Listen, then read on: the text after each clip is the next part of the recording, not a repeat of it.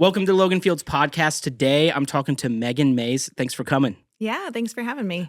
We have Anastasia here. She's going to give us some drinks. So here we have some classic margaritas for you to enjoy. Thank you. What happens if I spill this on the microphone? Have a great conversation. I'll be back with some delicious food. Thank you. Awesome. Amazing. Wow, this is a goblet. Cheers. Cheers. Let's nice try to it meet out, you. yeah. I'm going to double hand this. How often do you get... See, there we go, right? How often do you get margaritas this early? What is it, like 10 a.m. right now? That's what we're telling them. Yeah. Yeah. Never. It's nice. It's nice, yeah. That's I'm glad we're tasty. talking. So let me give people a little bit of a layout. There's a lot to dive into. You're a very successful producer. You have your own production company. You've done movies, TV, tons of commercials. How would you describe yourself if you're introducing yourself to somebody? Well, thank you for the very successful compliment, because it doesn't always feel that way. I would describe myself as a film lover and enthusiast. My passion is narrative storytelling. I think it's like the most powerful way to really bridge gaps between people and walk in someone else's shoes and really understand different aspects of humanity. So I just think it's such a beautiful tool. Really brings me to life. So that's like what I'm always working towards. But of course, fell into some of the other industries, and it actually has become a passion, for me too. But it also keeps me afloat and allows me to work towards the goal of doing film full-time forever. So I love that. I love storytelling too, although I don't have the same skill set. Movies, by the way, are starting to suck. Oh my God. Right? Yes, I agree. Particularly in terms of storytelling. I gotta say, I was really happy with Marty Supreme. Oh, yeah, me too. Did you see it? I did. I absolutely did. I think I'm about to watch it again. Okay. Because I was like, this is refreshing.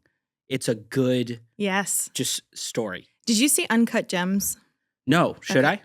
Yeah, it's a very similar pacing. Okay. It reminded me a lot of Marty Supreme, just as far as like, I don't know, something about it's the manicness of it, right? It's very manic. Interesting enough, I knew the real Marty. Marty Reisman was his name. Yeah. No way. Yeah. So Spin in New York? Uh-huh. So I was one of the early employees that they hired. And so I worked there as literally walked around and served beer to the ping pong players. Wow. And he was like really a huge part of that when it opened. Sure. He was like exactly that person. Just like all the girls loved him. He was like in his 90s or 80s, I think. Uh-huh. And he just was like a ladies' man. Super fun. That's fun. Yeah. Now, when did you start in film? So I went to NYU. Yeah. I actually started as like a communication major, and then I dropped out a year and a half into, or took a leave of absence to go produce a film with my brother. So we both literally awesome. like saved all our money, and we were like, let's just do this. Yeah. And I think we raised a little bit for $100,000. Both shot and edited a film between like Michigan and New York. Mm-hmm. That was like the best education I ever could have had. It was boot camp. I bet. Yeah. Right. Yeah. I didn't know anything. I look back on some of the things I did. I'm mortified. And if any of the crew on that film, I'm so sorry. Well, you're young. Spending your own money. Yes. Really heightens those lessons. I bet. Yes. A lot. Huge. Yep. And I remember writing some of the checks to the crew and just being like, holy shit. Like this is like insane. So then I did that, and of course was like, went back to school, changed my major sort of. And then post school, I wanted to do film full time, but it was really hard because I did not want to go work at a studio. I love indie film. Okay. So I bartended for a long time in New York while I would do a short film or get a job on a feature, then come back and bartend, take time off. And finally, I broke into doing it full time by embracing doing commercials. So I was like, oh, if I could do commercials, it can fill the gaps in between doing films. And that's what like bridged it for me. When you're coming from film, so I do commercials. Yeah. In essence, like I do online video ads. I've spent a lot of money doing those, and they generate revenue, but I'm thinking of it from a very specific way. I'm a business dude, right? I'm thinking of copy. I'm thinking of hook. I'm thinking of call to action, watch time, clicks. Like that's how I'm thinking about it. I am I am a bit of a creative, but that's not really where I'm coming from when I do commercials. Mm. Where are you coming from when you do a commercial? It's interesting you asked that because I was just sort of reworking my language around this. Yeah. I am a big believer that, first of all, I'm trying so hard to produce content for brands I really care about. Obviously, I can't always control that. Yeah. I also do one nonprofit pro bono piece a year, which like brings me so much joy to That's just be able to very tell cool. someone's I story. like that ethos a lot. Yeah, that's Yeah. exactly what I'm trying to create with my company and my sort of brand identity as a producer. And so I think every time I'm able to do a commercial for a brand that I know actually like has something I can align with, it's Mhm. really cool. And I try to get behind what the narrative is for sure. However, sometimes it's an Arby's commercial or something very, I don't know, something that doesn't resonate a lot with me. Sure. And I think, there's still creativity that goes into that for sure. But I think sometimes there's a little bit more of a remove, like you remove yourself a little bit from it and you think of it strategically of like, what is it I'm trying to accomplish here? And just kind of can't always care as much. Do you know what I mean? Yes, Yeah. I do. Yeah. Are you trying to be when you're doing these, are you looking at it as, hey, what do I need to do to drive sales, or what do I need to do to make this a beautiful piece of art? So obviously in the commercial space, there's something very different than you have in the indie film space. One Right. of the reasons I love indie film is that we're telling the story we want to. Yeah. And our goal is to make the film we set out to make. Mm-hmm. When you do a commercial, you have a client, right? And so at the end of the Yeah. day, it's like, what does the client want? Mm-hmm. I don't look at it and go, how do I drive sales? They look at it and go, how do we drive sales? So Yeah. at the end of the day, my biggest question is, what does the client want? Am I listening well? Am I really understanding? I think a huge part of commercials is relationship. So it's really understanding and being able to listen well and understand the brand before you step in to make the piece. So as long as they're happy at the end of the day, I've done my job well. Okay, I like that. What's your process in going out and understanding a brand? It's a great question. I actually just redid a questionnaire that I have that I Yeah. like to send out ahead of time. I think the biggest thing to understand, and it just really depends on like what space you're in, but I think the biggest thing to understand is who their clients are, or like who their patrons are, or whatever their customer. Right. Yeah. And I think also sort of if you get the energy, I like thinking of companies as like a personality, right? Like they all have their own personalities. And so you can really get a vibe for like, this is Yeah. what they're going for. Mm-hmm. There's a different energy, a different pacing, different colors. Like it kind of comes to life, I think, in its own way. Yeah, I don't know. I think that's the best way I could answer that. Yeah, I like that a lot. So what's the dream for you? Do you want to do like a big, but you said you like indies more than studio films is what I think you're saying. So what's the dream? Well, the dream is, so I set out, the reason I'm in this industry, to be honest, is my older brother. He is I think he's a genius, personally, but when we were kids, he used to write films and we would literally like corral all the neighborhood kids and we would do like we made, I don't know, 15 films as kids. That's awesome. We learned to edit between two tape decks. We would like backlight a sheet to make it like Star Wars. I mean, we got so creative. It was really him. And I was his sidekick sort of in all of that. And I think watching him, this is why I fell into the producer role, because I do love to direct as well. But watching him come to life and sort of like just experiencing that with him really just brought me so much joy. So, sorry, I got away from what the question was that you asked me. What's your dream? Oh, my dream. Yes, exactly. So I think doing that with him at a young age was the happiest I've ever been, actually. And that's why in college, when he brought me a script, he went to study acting. So he's an actor, director, writer. Okay. He went to study acting and he'd written this screenplay and I read it and I was like, why don't we just make this? I've always had that kind of crazy personality. So getting back to that is the goal. It's really hard to obviously finance a film. And if you don't have a ton of stripes as far as like a director, writer, people don't always believe in your work. And so I'm working and busting my ass to get there. And I will produce so many more probably commercials and as much as I can for artists and directors I believe in to get back to the point of producing for the one I believe in the most, I think. I love that. So you know what? I'm for like the 10th time right now. I'm rewatching Entourage. Oh, cool. That's so funny. How accurate is that in like when it's looking at financiers and all? Have you seen it?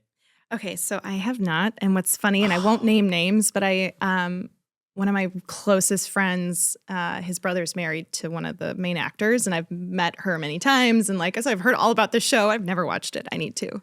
But I've heard it's great. It's not Nina Dobrev, is it? I can't say. I'm not going to do that. It'd be weird, right? Are you able to tell me off camera? Yes, I'll tell you off camera. I'm really curious now. Yeah. It's a fucking great show. I've heard. But I need to watch it. Yeah, I totally get it. The money part of it is so huge. I mean, it's just millions and millions and tens of millions. It's so crazy. It's really mind-boggling, and a lot of movies lose money. Right? I think indies maybe have a better shot, if I'm understanding correctly. So what's interesting, if you think about it from the perspective of a studio, and this is why I don't love studio films. They go, okay, let's make 10 films. And we're going to just throw shit at the wall and hope something sticks, right? Yeah. So if one or two of those 10 films do well, it's paid for all the other ones and we made profit. Yeah. The problem is it makes you more reckless and careless, I think, with what you're setting out to do. There's a little bit more of, okay, what's trending? Just let's try a bunch of trending things. It's a different art. Yeah. When you're doing an indie film, you're like, shit, this better be really good. Like this better. Sorry, I'll watch my language. No, you don't have to at all. Okay, good. I was like, we are drinking. But yeah, so I think it's a very different perspective approach. I just think there's a tender care that happens way more in indie film. I actually worked on one studio film. It was very tiny, but it was called Miller's Girl. It was a Lionsgate film. Cool. And it was just I think more of an indie version of a studio film. It was like their like most of their budgets are, I don't know, in the 50 plus million. This one was like 3.5. So it was like a pet project for them. It was very tiny. And we had Martin Freeman, Jenna Ortega, like some big names. Really? Which was wild to handle at that budget size. But yeah. I don't know. It just, even dealing with the studio on that film and, less Lionsgate, but also just, it's just a different workflow, a different protocol. Everything feels very different. Yeah, no kidding. I that is really crazy. The so like more than 90% less budget. Yeah. Than average for that film. Yeah. Yeah, it was really interesting. It's when I'm thinking about how movies have to hit and how indies have to hit, it's from my perspective, it sounds really interesting and difficult. I'm doing a lot of media. Again, it's business oriented. When we do an ad campaign, we will put up 5 to 50 different ads. Push them out with small budgets, see what hits, and then push the money behind the winner. And the other ones are executed. They die. Yeah.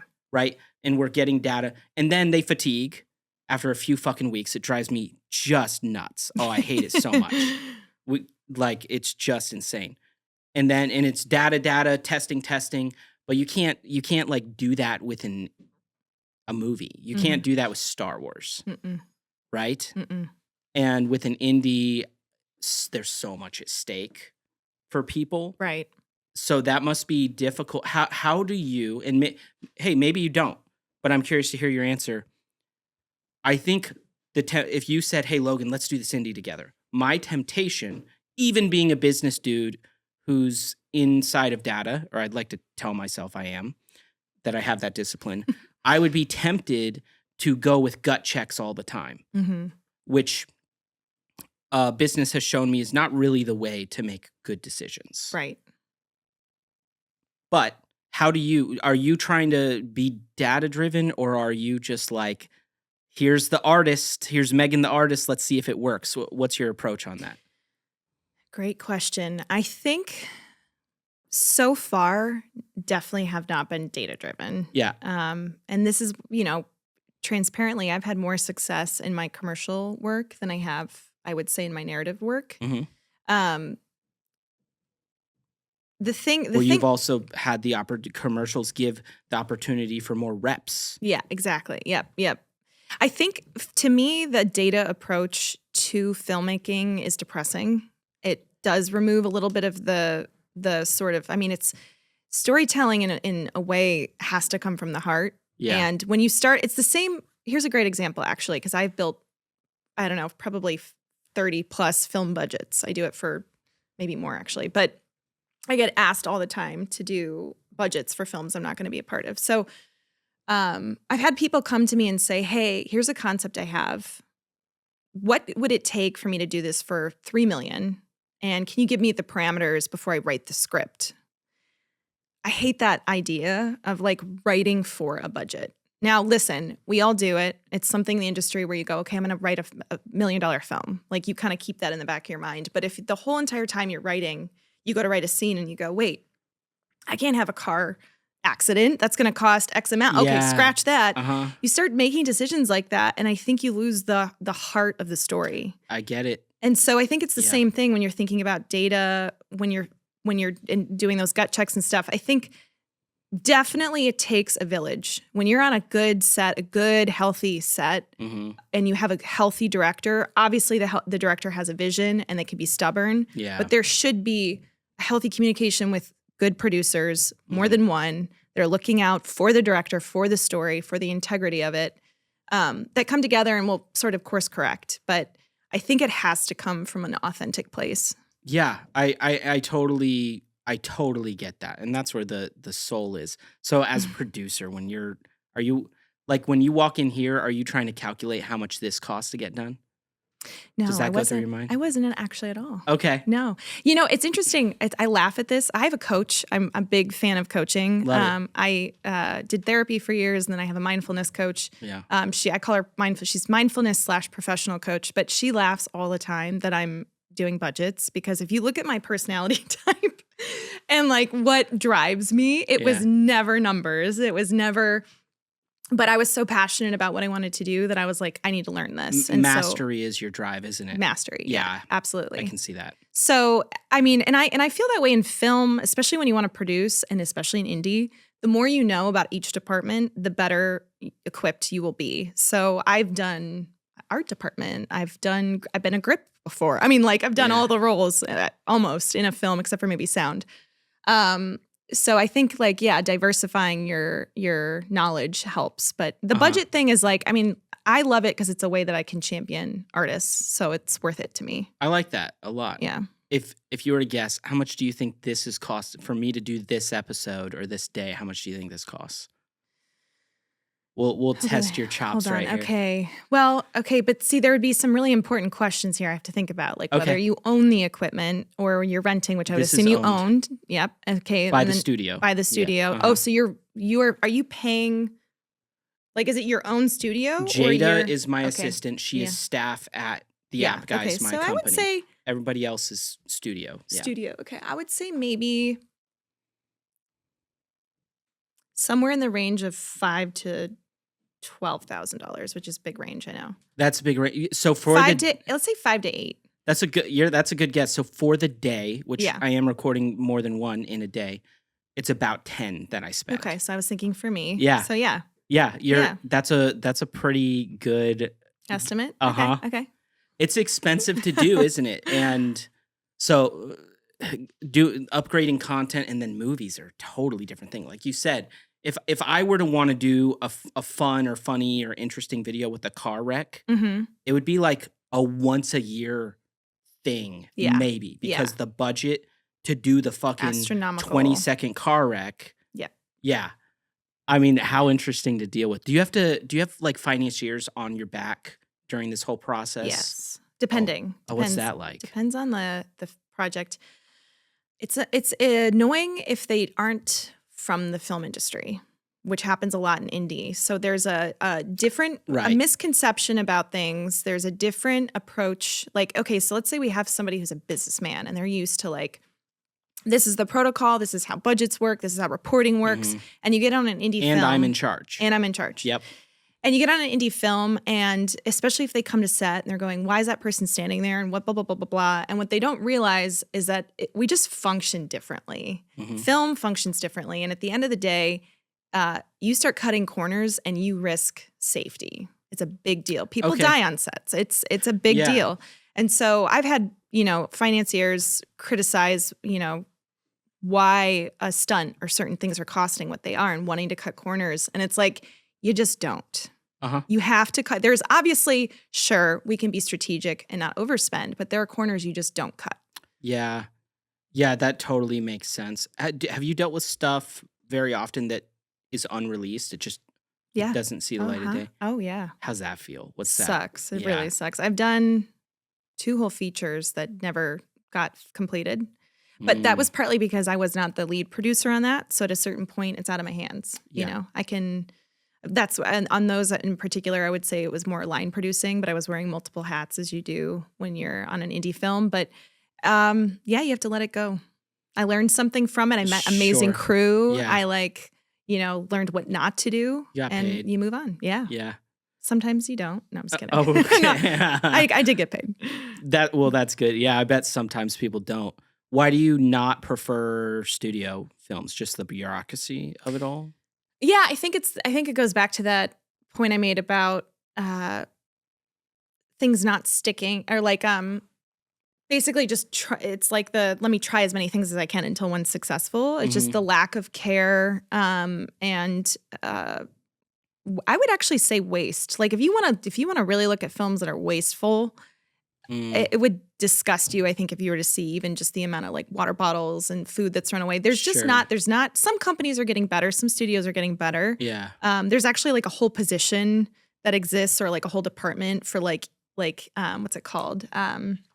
Like in being eco-friendly, Okay. in how you manage your food and stuff. But yeah, it's just like there's a carelessness. It's too big. It's Yeah. I don't know. I get it. Well, it's kind of like how when you go to war, when a country goes to war, and then they like leave behind tanks and $50 million jets and Exactly. stuff because they're like, Yeah. Carnage. Yeah. Uh-huh. And then on top of it, I actually will say the number one reason, and this is just how I'm wired, I love people. I really love people, and I love the film industry because it requires every type of personality you can imagine to make a film. You have your like super like tech people, you have your super like physical artsy like art department people, like literally every type of brain function exists on a set. So every personality. Yeah. And I love that. I just love it. And somehow we all come together, and no matter where you are in the world, you can get on a set and pretty much everyone knows this is generally how it should function. Like there's just like an unspoken language. The community feeling is something that like is so tender, and I cherish it so much. You don't have that as much on a studio film because it's just too big. Yeah. So when you have an indie film, like my film I did a year and a half ago, I think we ended up hiring a total of like 150 people, but on our biggest day we had like 80 something. But I knew every single person's name. Yeah. And they knew mine, right? So I don't know, there's just something very magical about that space. And I like that a lot. I like the ethos. I like the ethic behind that kind of thing for sure. It's fun. I find it very meaningful too to build a small elite team. It feels good. It does. And then just to fucking kill it Mhm. is good.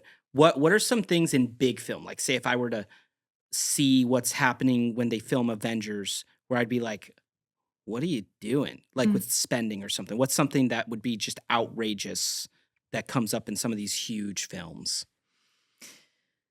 Well, that's might be hard for me to answer because I haven't been on one of them. But what I will say from what I've heard, and from even just, let's say, actually the best way I could answer this is I've done promos for really big films. I did all of the promos for the first Dune, Dune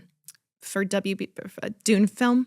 Wow. Yeah. By the way, fucking great movie. Yeah, it was amazing. So beautiful. So doing not all the promos, but like I did promos for them. Yeah.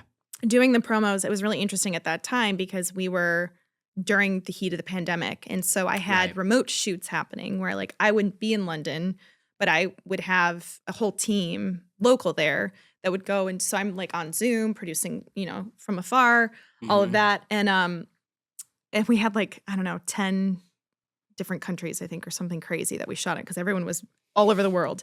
And so on those types of shoots, one of the things that really can blow the budget is just the cost of supporting the talent.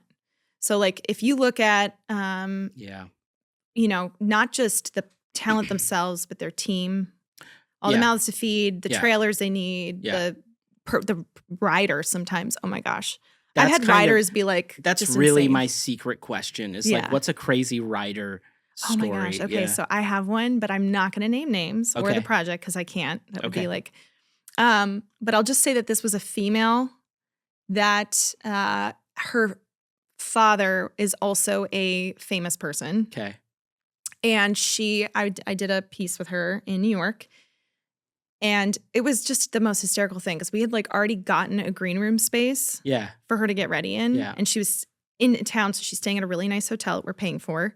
And then, of course, that wasn't enough. She needed an additional hotel room that was like a huge suite with like this, like she picked it out, like with this like terrace to go get ready for like 2 hours. So we had to pay for like an entire night to rent this suite at a very nice hotel. Okay. And then her rider consisted of, I mean, the shoot was started at like 9 a.m. She's not going back to this hotel, right? It's just for the morning. Consisted of like 15 very specific bottles of wine, like AirPods, like a speaker, like just the most astronomical things you can imagine. This is a 1-day shoot. And we're thinking like, okay, we're going to leave these things and maybe we'll be able to like return some of them after. Because of course we're always trying to protect the bottom line. And, these bottles of wine, like that's crazy. Them. Every single thing was gone. Yeah. Well, it's not probably her. It's probably her team or people on her team. Right. So, it's absurd sometimes. Do you know what's interesting to think about is it's a possibility that she doesn't even know what's on her own rider. Oh, absolutely. Right. Actually, that happens all the time. Did you see that recent film? What was it called? With George Clooney? The Hollywood one? Jay Kelly. Thank you. Jay Kelly. Have you seen that? No, I have not.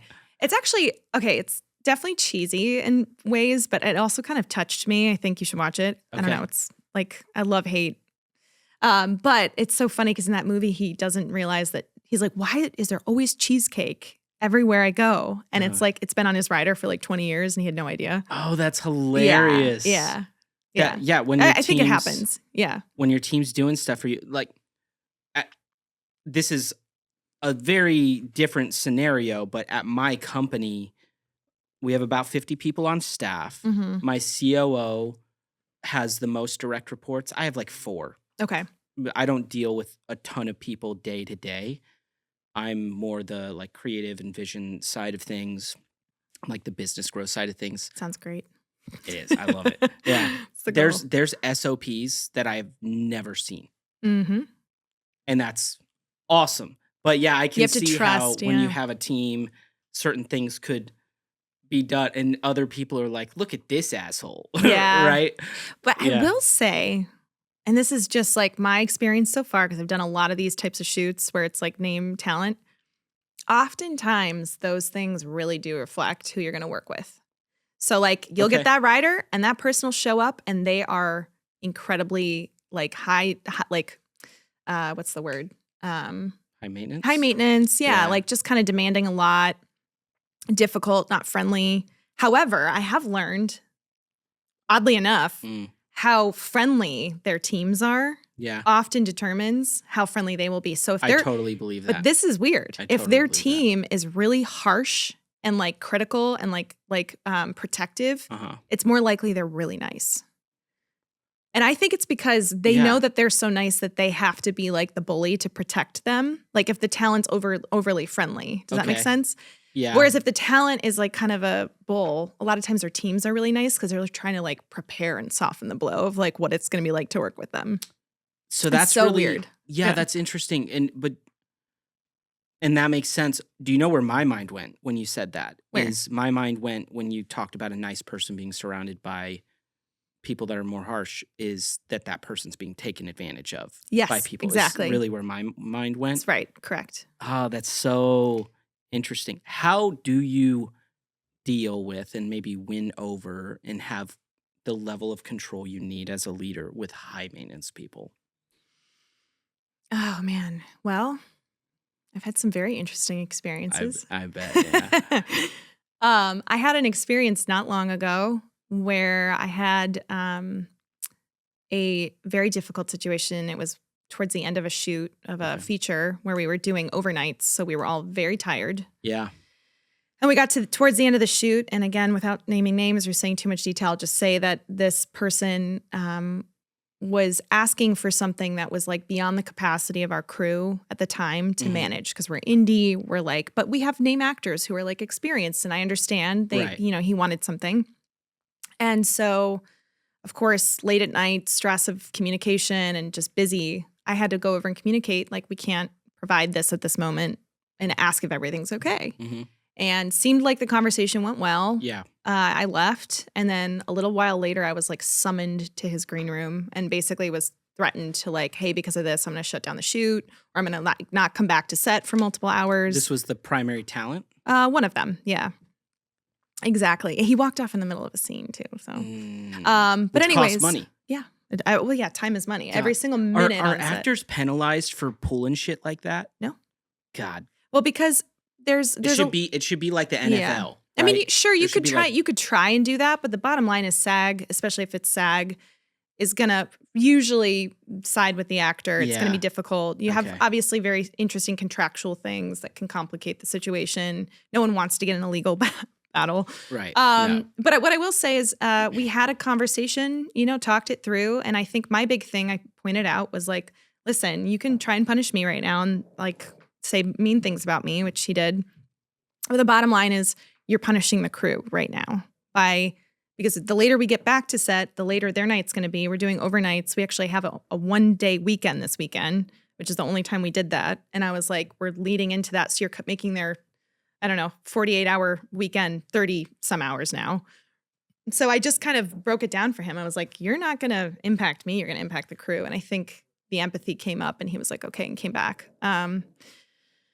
But, I think you kind of have to take it person by person, and you have to have thick skin. I've had very mean things said to me about my appearances or like what I do or whatever. Yeah. And you just kind of have to go, okay, well, I gotta get the job done. That's what's more important. So, yeah. Yeah, it is. I feel so. What we're doing at my company, we do big projects, and we'll do like internal softwares for companies, and we're doing core products for startups. Mm-hmm. So my customer is usually a 7 or 8 figure business owner, and they're doing something. It's probably similar to you dealing with your financiers. Yeah. Right? Where they do have expertise and they have a certain level of evolved character that's really impressive. But they're in a new area now. They're doing software. Different game. And honestly, part of what we do, and I tell my team this, is like we have to be good at dealing with difficult people. Yeah. Which that's a constant like thing in my mind. Where are the boundaries? Like what's reasonable? What just brushes up too hard against my own values? But being good at dealing with difficult people is where the fucking money is. Yep. Right? Yeah. So it's like an interesting journey.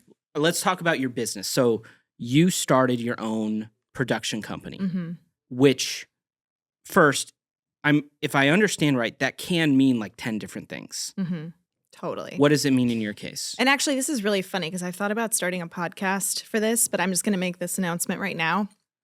If you are a young person and you're in this industry and you're listening to this podcast and you are like, what the hell do I do to be a freelancer or independent contractor or whatever, to maximize my profit and to understand how to do this within the rules, all of that, make the most out of my tax benefits at the end of the year, message me or something. I really have thought about starting, like doing some kind of podcast or something that's just like explains it, because and it wouldn't even just pertain to like film. I think it could pertain to a lot of industries, but there's just not a lot of good information out there that explains and breaks it down. So to answer your question, I started out as a freelancer, but the film was founded honestly initially because my brother and I, so it's my brother's and I company I have 2 production companies. So the one I have with my brother called Plastic Tree Pictures, we founded to do films through.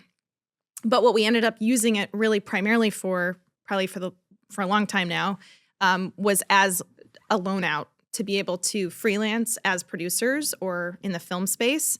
and then basically be able to like treat it as a business. So we're writing off things at the end of the year. So when I invoice for my work, I would get benefits. It basically ends up so you make more money by the end of the year because there's a lot you can write off in this industry. Yeah. And honestly, it costs a lot sometimes to be in this industry. A lot of sacrifice that goes into it, especially at the start.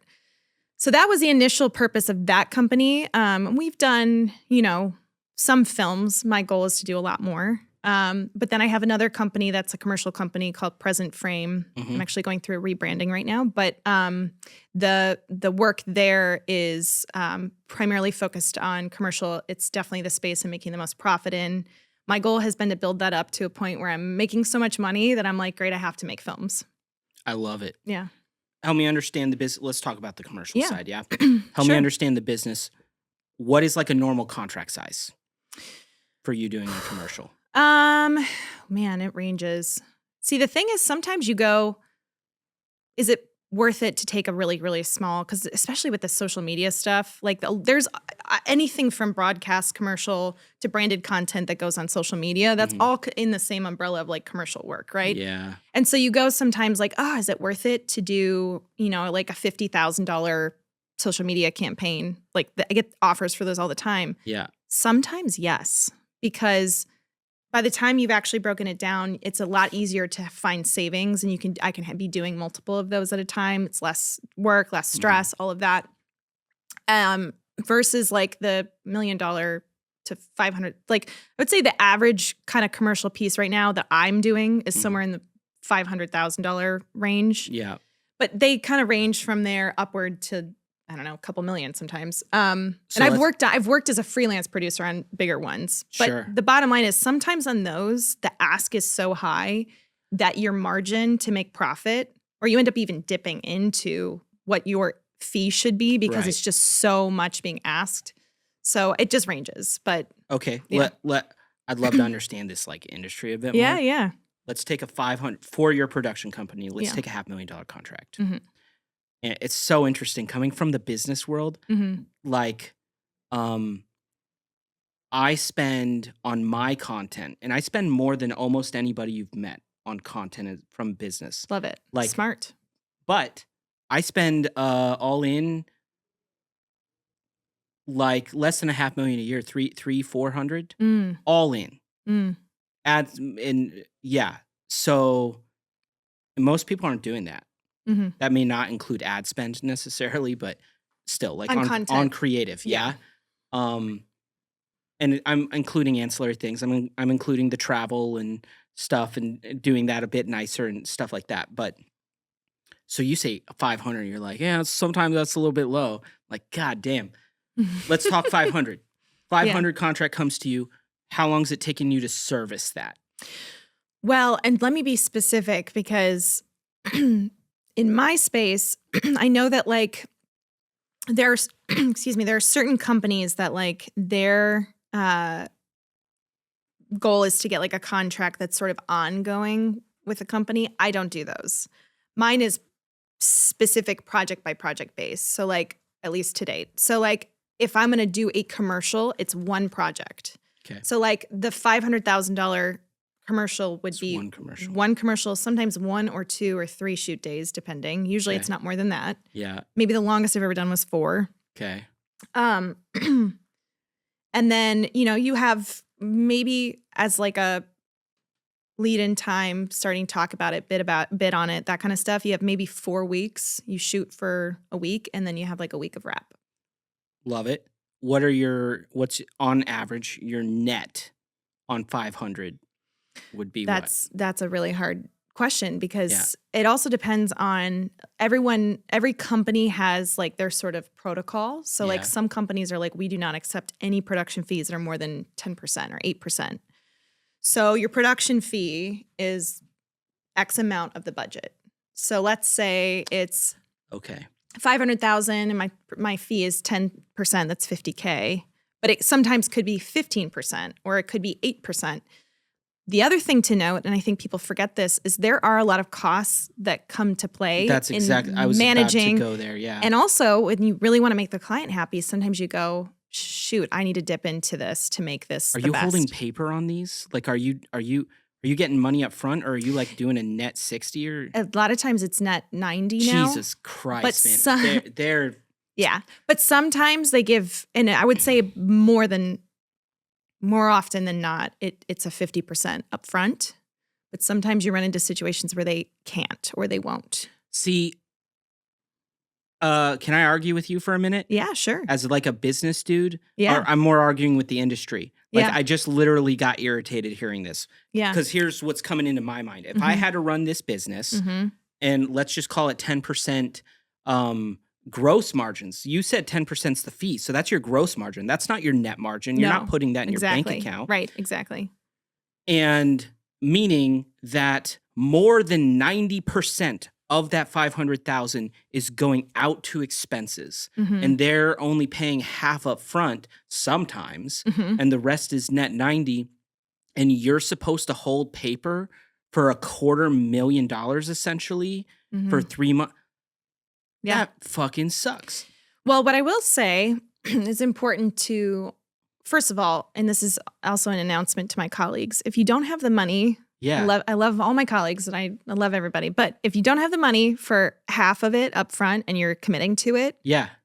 you're doing something wrong. You need to have that money in your bank, or at least have a investor that has it, because of who you're asking to sacrifice a crew who don't have that kind of margin in their life, and it's not okay. Oh, you mean there's people signing contracts that don't actually have the full contract amount? In the bank. And so what they do is they go through the shoot day, and then they get into the time where you're supposed to pay. There's laws in place, also to my crew out there that I love, that protect freelancers. So you're stressing me out so much most right now people in the hearing industry, this industry is freaking nuts. But most people in the industry, freelancers, there's laws in different states. So some states it's like 2 weeks, and I think some are a month, that you as a freelancer have to be paid.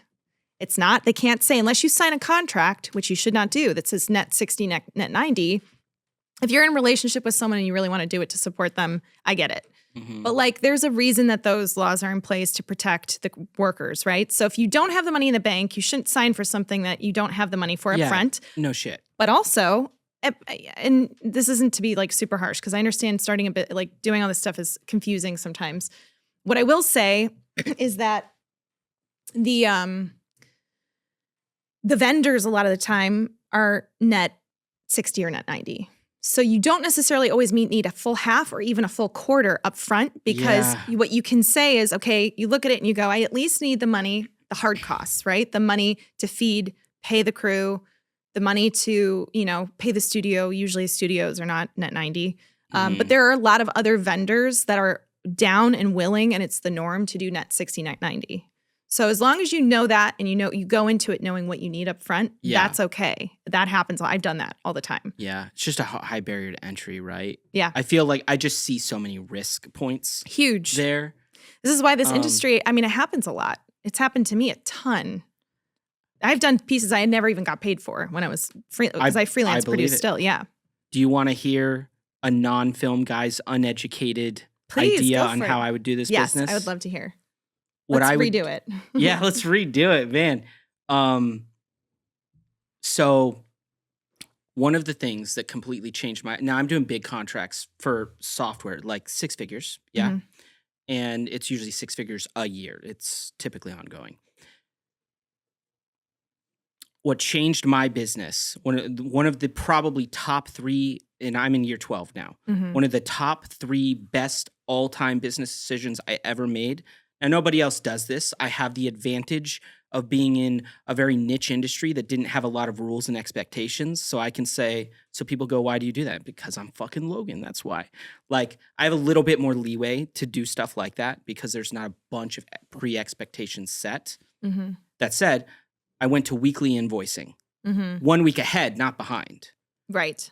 Cash flow. It's fucking magical. I can make half the revenue of another company and be a way stronger company because of that cash flow. Yeah. So when I hear things like net 90 and stuff, it like makes my stomach hurt. I hate it so much. Part of where my mind goes, like if you were like, hey, Logan, you have to start a successful production company or you die in 1 year. This is what I think I would do. Again, I'm not a film guy. No, you're doing great. I think I would do a bunch of $50,000 projects. Mm-hmm. I would change the terms, Mm-hmm. meaning I wouldn't pull no net 90 shit, none of that. It'd be like upfront. I think I'd take it up front. Mm-hmm. And I would be like, our differentiator is that we're fast. We're faster than the other guy. Mm-hmm. It's 50,000. It's flat. You get to tell us what to do. We get to say how it's done. Right. We are totally inflexible in our processes. This is how we're going to do it. And I would have a factory of those. And then I would hold 20% or greater net. That is hard. I understand, like, you got to shuffle some numbers there. Mm-hmm. So production methods would change. But I try to hold like 20% net, meaning I'm putting 10 G's into my personal bank account on that 50. And I would make a factory of that. And then I take parts of the gross profit and do the stuff that I really want to do. Yeah. That's what I would do. I mean, I think that's all smart. And I think in a perfect world, me too. Uh-huh. Part of the problem is you're obviously in an industry that you can't change everybody else. Yeah, that I see that. I totally understand. And I think part of the, I mean, yeah, the expectations are definitely really crazy. So interesting. Yeah, I think, and I also think when like you're starting out, you can be more that way. Like, okay, you're going to take, hopefully your first clients are mostly coming through friendships or connections you've made, because hopefully you've been producing or doing something freelancing for a while in the industry, so you know people. And so hopefully there can be a little bit of a conversation there of like, listen, I don't have the bankroll, but we're going to knock this out of the park. Can we do? And you start small, $50,000 shoots, and then taking that money and saying like, okay, we have to have it up front, building up capital to then be able to continue. I think there's like different approaches for sure that can work. But, changing the game in an industry that's highly competitive, so highly competitive, it's hard because they're going to go, great, totally on to the next. Yeah. And that's why I said I had an advantage in like a industry that's niche and doesn't have expectations, because I understand. That's so interesting. So do you have to keep a lot of cash on hand? Well, that's a great question because it ebbs and flows. Yeah. As it will. But I think, for me so far, I've had support is what I'll say. Yeah. And I think finding people that can invest in you or that believe in your business is totally okay. You can get a bank loan. There's all kinds of ways to get the money. Yeah. But you have to be really strategic upfront about it. Right. Because especially if you have 10% gross margins, you can't take a bank loan that's 10%. Right. Or you are losing money. You're dead. Yeah. Yeah, I think it depends on the loan too. Like the nice thing is, sometimes a loan, if it's repaid within a really quick amount of time, it's not going to be even close to 10%. So it just depends on. Yeah, if that's the APR. Yeah, but obviously credit comes into play, and there's a lot of tricky things that can really influence it. Yeah. I agree. Yeah. You just have to have enough momentum and money to like build up the credit. Oh, it's so interesting. But in all fairness, I still am in a place where my preference, and obviously I push, is to have the deposit up front, because I would rather not complicate my cash flow and everything. It would be so much better. And I think also message to the companies out there, do 50% deposit, please. Yeah. Well, it makes sense. Do you know what? Also, I think that doing that kind of thing where you demand essentially a premium in an industry, whatever that looks like, which I think the 50% is, it's like, this is not still inside of somewhat industry standard, but it's premium industry standard. I think when you do that, it kind of reminds people who's in charge of how we do this. Right. You came to me. I didn't come to you. You came to me. I'm going to take care of you, but we're going to do it my way. And it helps establish that dynamic a little bit, I think, in like the relationship. Yeah. Oh, that's really interesting. I love the business side of this. When did you start the commercial company? Well, I was doing commercials through my film company, and then it started to get kind of complicated, partly because, which I still produce a lot with. So my brother Josh ended up kind of getting pulled into the commercial space with me, and we work together a lot still in that space as well. But it was just getting a little complicated because it's like we created that company for films. It's a different purpose, totally different structure. And so Prison Frame is only 2 years old. It's very fresh. Love it. Yeah. That's really cool. Yeah. Yeah. Oh, here we go. Pardon my interruption, Yay. but we've got some bacon, which is very crispy, and Nice. cheese, very classic. And Thank speaking of mics you. from earlier, makes a good ASMR if you want to crunch right in. Thank Enjoy. you so much. Thank you. Amazing. Okay, so this is what we're going to do. This looks so good. Okay, so here's what we're going to do. I'm going to go through rapid fire questions. We're going to eat as we go. Yeah, first, let's try this together. We'll give it a little dip. What did she say the sauce was? I didn't hear. It's a balsamic. Okay. Yeah.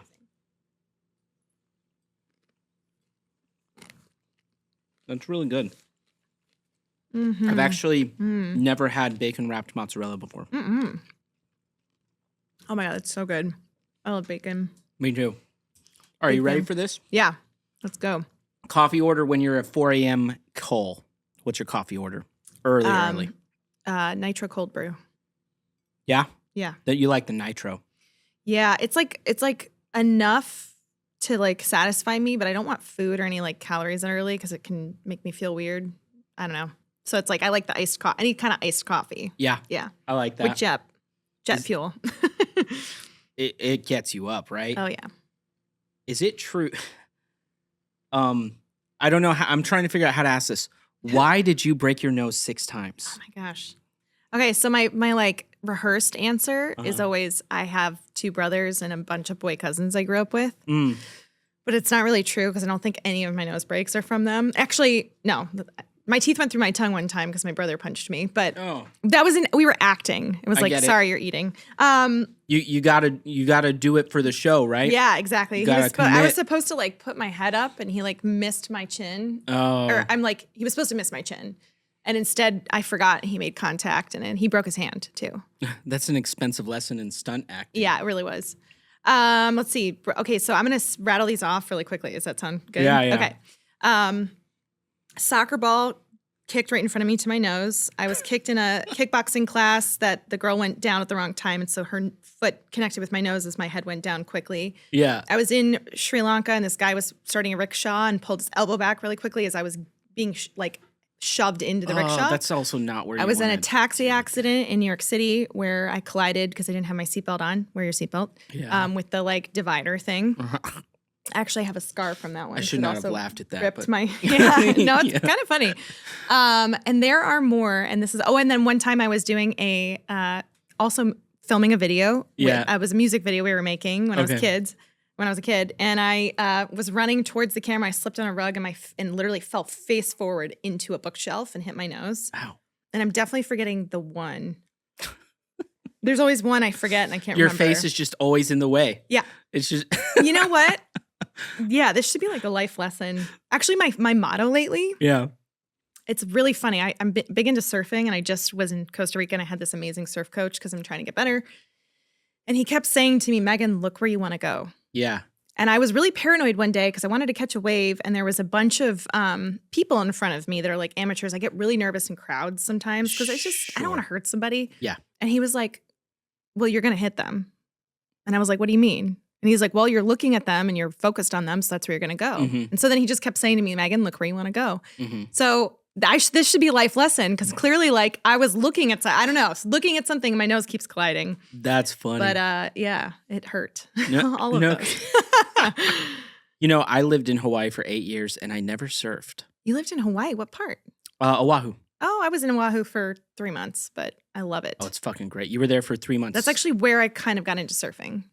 I mean, yeah. I had surfed a little before, but that's where I like sealed the deal. Why were you there 3 months? That's a...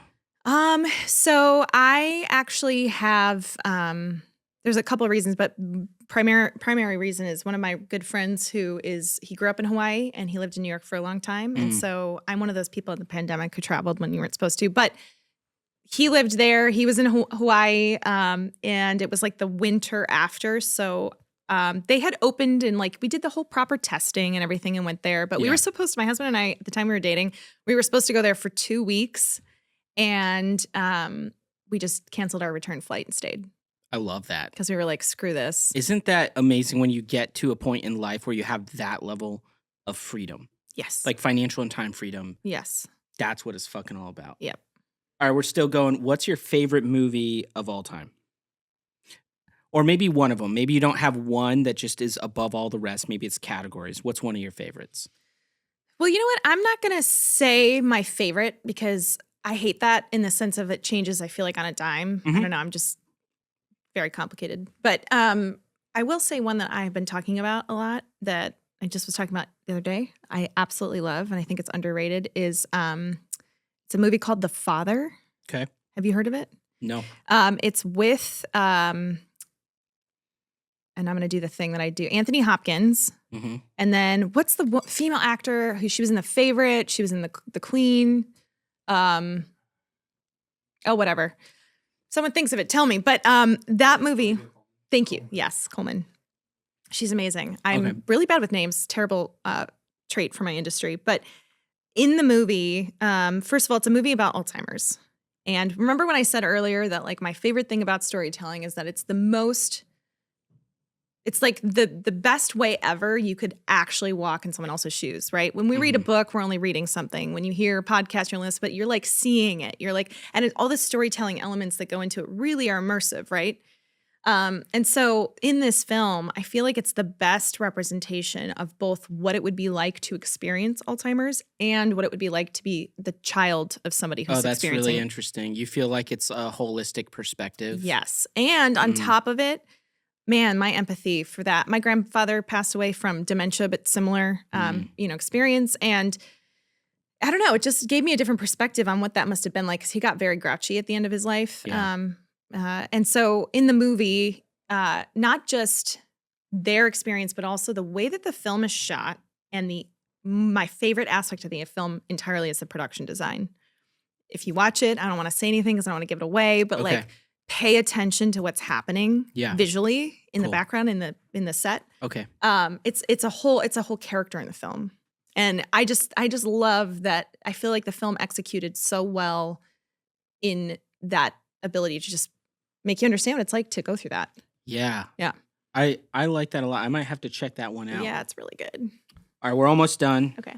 What is your like must-haves and your producer's like go bag on set? I'm like a mom on set. Actually, I was voted the set mom on the last, like we always, I don't know, a lot of sets do that at the end of the last day. Like what, almost like class graduation. But I was voted set mom because I think I'm the person who I think of like, what could anybody possibly need? So I have a backpack that has like a million different pockets. And I'm weird because everything could happen on set. You're there all day long. So it's like, feminine hygiene products for all the ladies on set or, literally every type of first aid item you could imagine. I would say, because the thing too is, especially a producer of indie stuff, so especially on a feature, you're there, not the 12-hour day, you're there like 16 hours sometimes. Yeah. Sometimes 18 hours. It is crazy during feature film. So I just kind of have to assume that anything I could potentially need, I should just have with me. So I don't know if I have like one, I'm trying to think if there's like one simple go-to item. Definitely, those, I got addicted to this on the last film, but those like Listerine spray, I wish I had one with me, but like a little spray. That is the best thing ever. If you're tired, it wakes you up. You have bad breath. It's amazing. And then if you like are around somebody who has bad breath, just do it to yourself because they'll want one. Like it just works. It's great. Love those. I like that a lot. Do you know what? On when I go to events and if I have people with me, like team and friends, it's a lot of fun if you like rent a house and are sharing space. One of the things I'll say to people is like, hey, let's all agree. Here's mints. We're all going to agree to just tell each other if we have bad breath during this experience. Yeah? And we'll help each other out. It's just tell me. Yeah. I'm never going to be like offended. Right. Excuse me. Yeah, it can be fixed with a mint. Yeah. We're all good. We're good. Absolutely. All right, last question for you. Who do you know that should be a guest on this podcast? Oh, that's right. I knew you were going to ask me that question. Okay, so my dad would be my answer. And this is partly because I believe in him so much. But my dad is 70. Yeah. And after I don't know how many years of service. He was in ministry as a pastor, and then he went through like this crazy change in his life where he like changed his theology, and he's very open-minded, but he just like loves people and loves like so compassionate. And so he started a nonprofit in India in 2000. I was actually there with him. We went for the first time. I was 11 years old. I just aged myself, but we went, and it was like this crazy place where there was tons of just poverty. It's in the middle of India. It was so crazy to see what this one man was doing. He'd started like a tiny little orphanage. He had like 20 kids that were sleeping like sardines in his room. Sure. Anyways, long story short, my dad ended up coming back and just feeling like this fire, like I got to get this started. And now today it's like, I don't know how, it's like maybe 5,000 orphans have gone through the orphanage. Now there's a hospital, there's an elderly home, there's a school to teach widows how to sew, there's a farm on the, like just crazy how much they do. And then my dad has been doing various things, works with the homeless in New York, and finally at the age of 70, left his recent position and goes, great, instead of retiring, I'm going to start a whole new nonprofit. My goal is to raise $100 million before I'm dead to stop sex trafficking in Nepal and to help these people in India and to continue to expand. Like, he just won't stop. He doesn't quit. And so I actually just helped him with his brand work, and I'm going to do a piece for him. But his company is called, or his nonprofit's called Solstice. Yeah. Great. Solstice. And so, yeah, I would recommend him because I just think he's super interesting and lovely. Really cool. Yeah. I love that. Yeah. Megan, thanks so much for coming on. Absolutely. Thank you for having me. This has been the Logan Fields Podcast. I'll see y'all next time. Awesome. Bye.